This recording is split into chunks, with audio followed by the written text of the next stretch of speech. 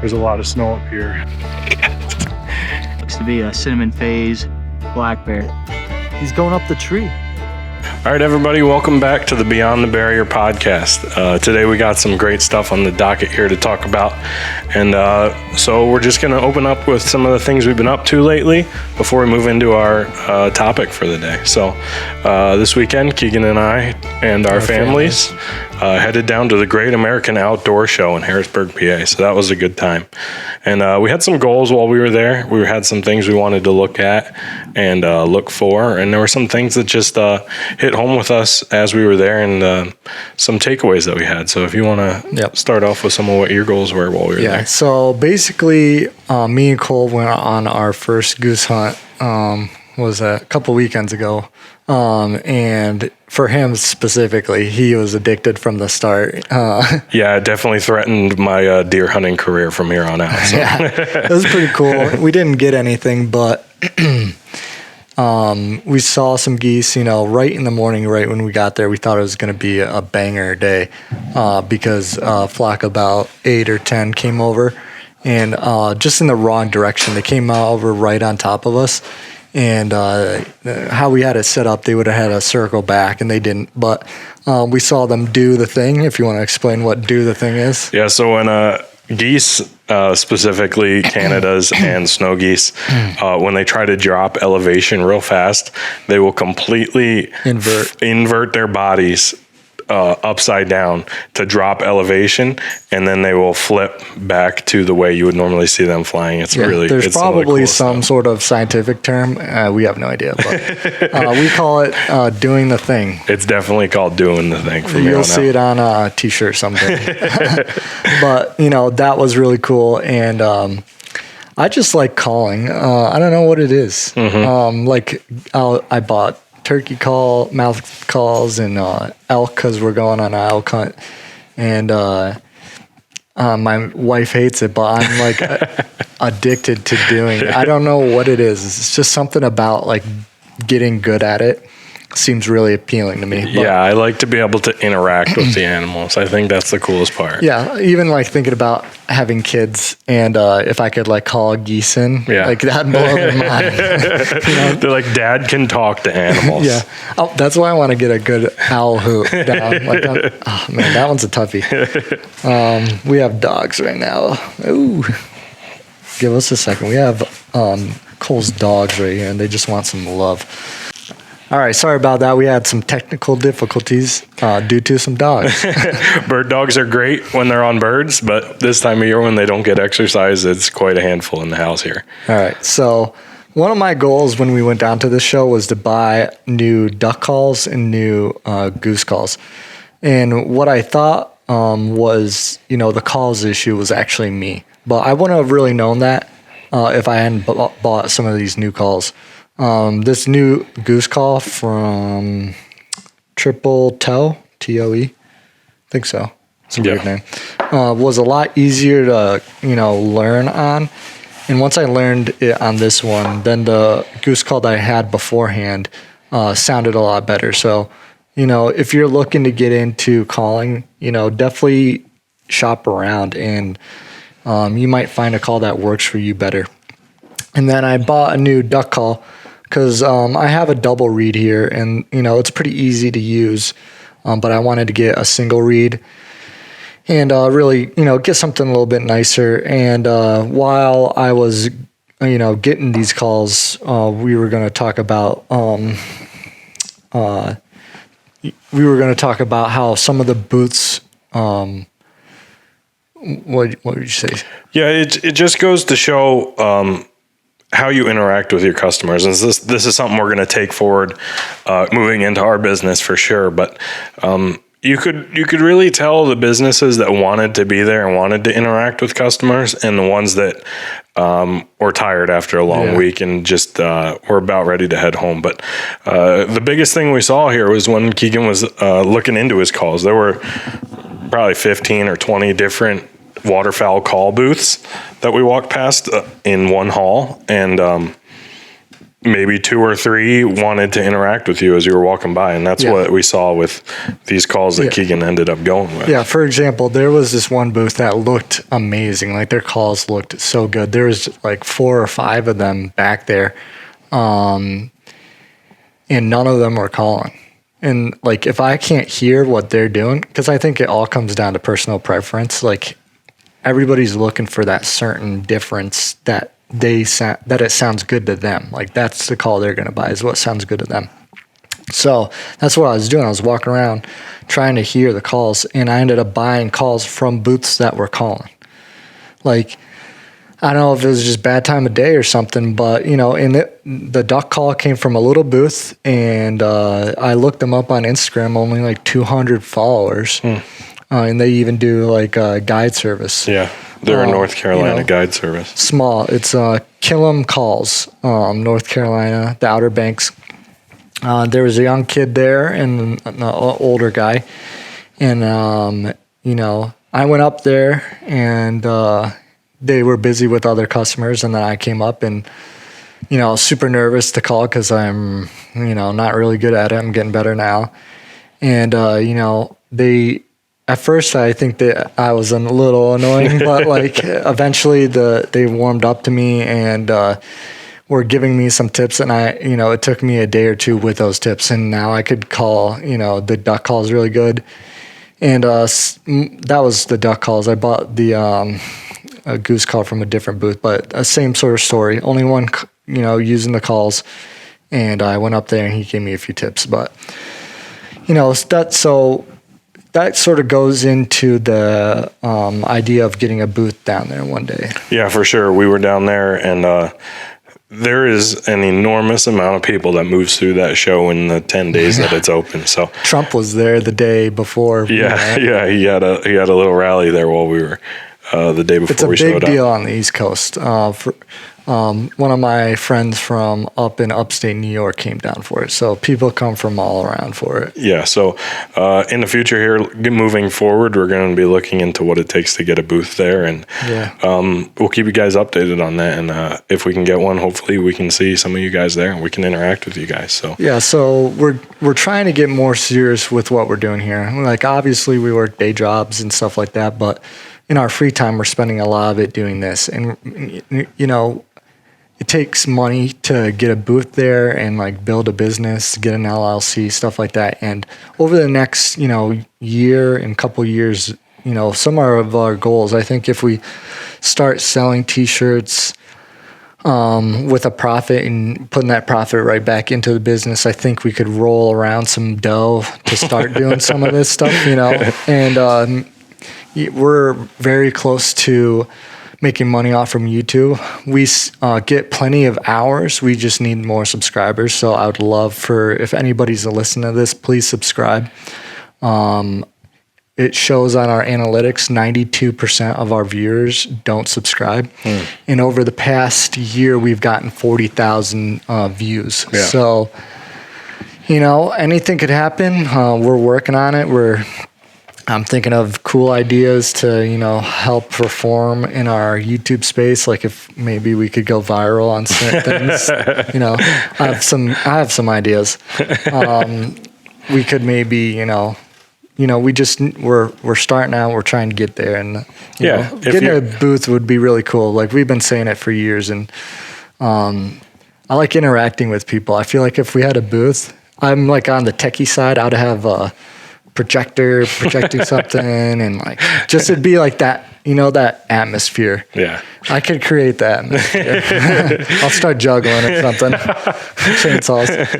Yeah, needless to say, if you guys are here listening, we really appreciate you taking time out of your day to interact with the content that we're putting out right now. So moving on from what we did this week, the things that have been going on for us, we're going to move into the topic that we're going to talk about for today, and that's going to be access. So the main goal of this podcast, like we've said, is to help you guys move into the outdoor space if you've never done it before, and if you are in the outdoor space, to be able to do the things more efficiently and the activities that you're doing in the outdoors more efficiently. So access is one of the biggest hurdles for people in the outdoors today, because without access, it's very hard to hunt or fish or camp, any of that. So we're going to talk about the impacts that access has on your interaction with the outdoors, and some tips on how to get access and things like that. So what we're first going to move into is what spurred this discussion of access. And that first started for the both of us. Really, it hit home really hard when we did our New York Public Land Challenge. And so that's live on our YouTube right now. Part 1 has been out for a couple weeks, and at the time this podcast drops, part 2 should be out. So in that video, I go through Onyx. I showed you my camera screen, or my laptop screen, and the things that I look for on eMaps, on like Onyx, Go Hunt, the things that I look for in those apps enabled so that you are able to get access to places like this. So if you haven't gone over and watched those, go look at how I found access for those videos. So what we're going to focus on today is that New York Public Land Hunting Challenge and how access affected that hunt. Yeah, so basically a lot of this comes from, you're a little bit more familiar with hunting public, but I grew up on a dairy farm where we had lots of room to grow and do our own thing. And so this was my first public land hunt, and I spent a lot of time talking to my wife about it. I like to involve her in what we're doing and stuff like that, and she's interested in understanding what we're doing as well. So she's a good outlet for me to talk.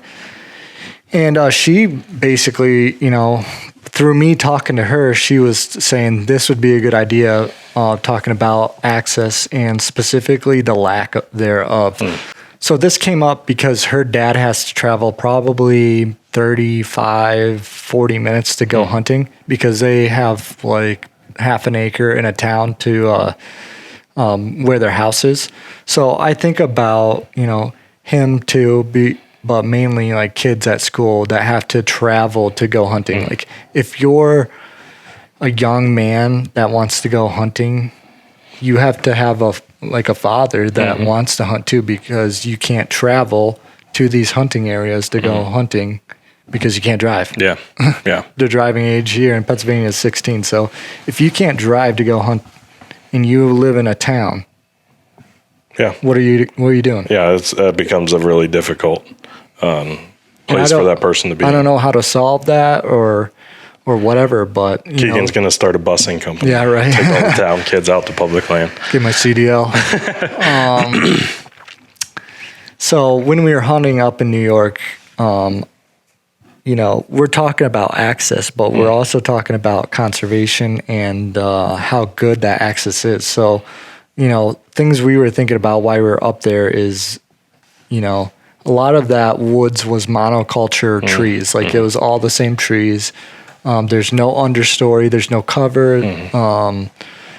So it was just, unfortunately, it was a little disappointing. Like it was really cool hunting new land, because I've hunted the same pieces of, land my whole life. So it was cool to get in there and do something different. But I was really disappointed or confused as to I thought maybe it would be better. Yeah. So most of the public hunting I've done is here in Pennsylvania with Travis. He was on our last episode here. A lot of our younger years were spent from that 16 years old range, hopping in the trucks together, headed to public land. And the Pennsylvania public land compared to the New York public land is pretty much night and day. Like the areas we hunted here, right outside of our town, were managed much better than what we saw up in New York. The acreage here is significantly better. I think the state game lands we normally hunt is almost 7,000 acres, and what we had up in New York was 400. Yeah. And so the management of the land wasn't great. The allocation of the land wasn't that great. And so it was kind of just sad to see, and it's definitely something if you're in the outdoor industry, or if you're in the outdoors at all, if you're a hunter, you're a fisherman, this is something that should be on the top of your plate, right? More land isn't being created. That's just how it works. This is what we have to deal with, and that's what we got. Yeah. And unfortunately, it's moving the other direction. And there's more and more people moving to the country. There's more and more people looking to live a more sustainable lifestyle than from in the city, which is great. Which is great. Yeah. But the only thing that takes a dip from that is I want to go into a little bit of, this area is very popular for natural gas. So what happens is somebody from California or New York City or whatever, they buy this land for investment reasons because they're making a lot of money out from the natural gas of that land, and it just sits there vacant. So if you're a young man that's trying to buy land to hunt on, it's impossible. You're going to struggle there too. And that's what we're seeing in the Midwest too, right? The most farmland owned in the Midwest isn't by farmers. They lease it, but it's big investment companies, BlackRock, Vanguard, all of those. They're buying land, they're leasing it out to farmers, and you can't do any type of crop management because it's being used for corn or grass or whatever. So the best you could do is a field edge for a deer plot, and there's only so many field edges or corners of a field or something like that. So it drastically cuts down on what your available land is, or even what you have access to, because you can't call up a company and be like, hey, can I hunt here? Yeah. I'm not going to call up Bill Gates and see if I can hunt his farmland. But so our main purpose of this podcast was to talk about access for you new hunters, how to get it, especially if you're that teenager that lives in town, and how to be able to hunt when it feels like it's not possible to do. But this is a big thing we wanted to touch on here too, right? Because these are our lands. These are managed in perpetuity. There we go. For us, right? This land belongs to us. And if you're an active hunter, you're an active fisherman, if you're an active outdoorsman, you need to be active in your local area about how to manage the property that belongs to you. Yeah. Right? So or at least I was thinking, like, even though we live down in Pennsylvania, like, is there something we can do for that New York property? Like, it's as easy as doing a little bit of burns or a little bit of clearing out, just adding understory, doing a thinning of the woods, stuff like that. So just thinking about that property specifically, I think, doing some thinning, that'll create a better understory, which will increase stem count, which will increase deer availability, the nutrients per acre. Like the nutrients per acre in there is almost nothing. Yes. It was quite sad. There's nothing for them to eat for the whole thing. Yeah. Where like some of the state game lands down here have a few fields and stuff like that, so I don't know. We haven't looked into it yet, but if that was something, if we could get people around or start some sort of groups where we could, the problem is the legislation. Like, what type of legislation is in that, piece of property that is, do we need permits or, studies in order to go in there and, do a clear or a, thinning? That's things we're thinking about. And if anybody listening to this has ideas, please comment, or, this will be on YouTube too, so you could comment there. But yeah. And then moving back into getting access, right? So public land is public. It belongs to us. Anybody can go and hunt there as long as the regulations in that zone that you're in apply to that. But that public land belongs to us. Use it, because if we don't use it, we're going to lose it. So there's that option, right? Public land. Most places in Pennsylvania, there's public land within an hour drive of where you live. So that might sound like a lot, but if you have a weekend to go devote, then you can just head out and get onto that public land. But there's also the aspect of private access, right? So most of the land in the United States is private. It's owned by private companies or private people. And so a lot of times that's your best option to be able to hunt, right? So growing up, I hunted mostly private land, and that comes in the form of the dairy farmer that lives down the road from me. And so every year, I would I'd head into the dairy barn, and I'd have a good talk with the owner of the land. And every year he's been so fortunate to let me hunt there. And I've had some great hunts, not just whitetail, but like coyote hunts, and in my younger years, some squirrel hunts and stuff like that. And it's what it was a hurdle we had to jump over for our most recent goose hunt too. So there's this nice property right along the river corridor. And I was over there doing some work, and I saw that this was a place where these geese were coming in. Perfect spot. Mid-morning to feed. It was right in the middle of a big bend in the river, so it was a good travel corridor for these geese. And so some of the tactics to get on private land is a good thing for us to talk about too. Yeah, I want to jump into this. I remember growing up, seeing hunters ask about our property all the time. Yeah. Mainly turkeys. Really? Yeah, a lot of turkey hunters. We have 350 acres on our farm there, and the weird thing about my family is we were really big deer hunters, and we didn't really do much of anything else, which is really weird. I think it's probably because we were a little busy, being, struggling farmers. We ended up selling our cows, but we still have the farm, but we sold our cows in 2007. So I think, there's a lot on our plate, but anyways, we'd have, these turkey hunters. I remember being a kid coming around asking for access, and half the time we gave it to them, specifically the turkey hunters. Deer hunting is definitely going to be a little bit harder around here, but a lot of the farmers, we're trying to create this podcast for a lot of people, but if any of our local kids are listening, a lot of farmers around here are getting older. They're not hunting as much. Their grandchildren aren't farming, or their kids aren't farming. There might be a old farmer, and he's the only one on the farm. So, do something good for them. Ask them if they need help. And, that one little thing could open up a farm for the rest of your life. You don't go around, demanding, or not that you're going to do that, but you gotta, they're giving you access for nothing. What can you do for them? Be willing to do something in even return. If it's small, coffee, donuts, bring something. Be nice, respectful. One of the things that I did for this farmer that I have access to was, for a couple of years, I put together just like a Christmas Eve care package. I think I got like a gift card to Texas Roadhouse. I wrote a thank you note. The years I killed a deer, I made a deer summer sausage. I know he's not a hunter, but those are some good summer sausages. And so you just gotta be a good human, right? I mean, that's all it comes down to. If you're a good guy, I think 8 out of 10 times you're getting access.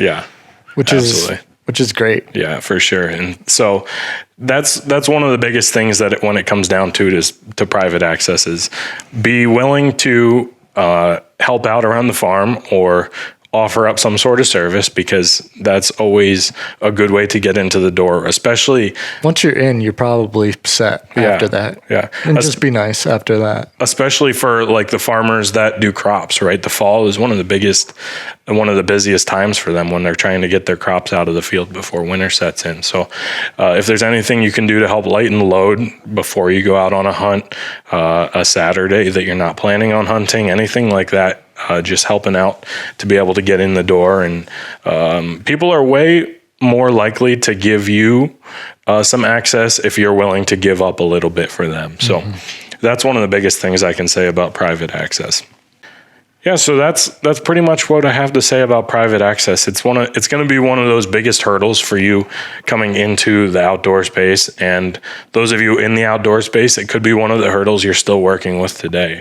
With farmers getting older, land getting changed hands, and like Keegan said, people just buying for property rights. That's a big one. That gets transferred a lot too, so you can gain and lose access within the course of your hunting season even. So if you have any questions about getting access, about public, specifically the public access, head over to our YouTube channel where we did that New York Public Land Challenge hunt. Part 1 and Part 2 are both live now, and you can see some of my brainwaves as how I go through getting access on public. And then if you have any questions about private access too, just you can send us a DM on Instagram. You can comment on this video on YouTube. Just reach out to us, and both of us would be willing to help you figure out how to do that. So in terms of access, that's all we have for you guys today. Do you have anything to close us with? Nope. Mainly, I guess I was just thinking about one thing to talk about would be when you're getting access for farms, the majority of the time you're not going to be able to do any management. But that is an option too. Like if you could find somebody where you can manage as well by putting a food plot in, or water or switchgrass cover, stuff like that. That's another avenue that I think we could talk about another time. Or specifically, recently I've been working on my personal property. I have 40 acres to work with. I've been working on my 2024 plus master plan on my iPad.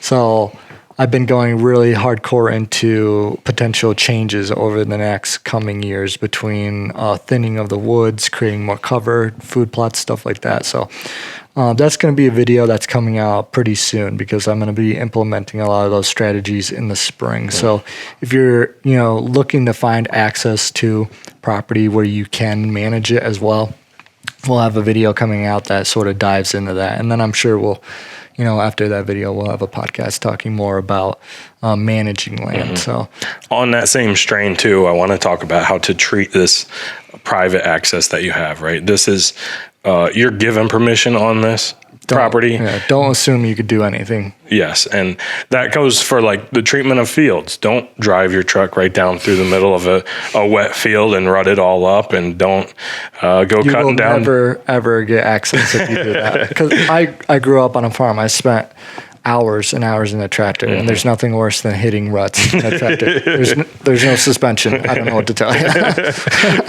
Yeah, so just make sure you're treating this property with respect because it's not yours, and they're being kind enough to let you on it.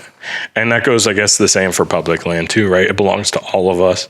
And if I see you out there messing up the land that also belongs to Garbage. me, I'll be very upset. So all you people that throw your beer cans out there, coming for you.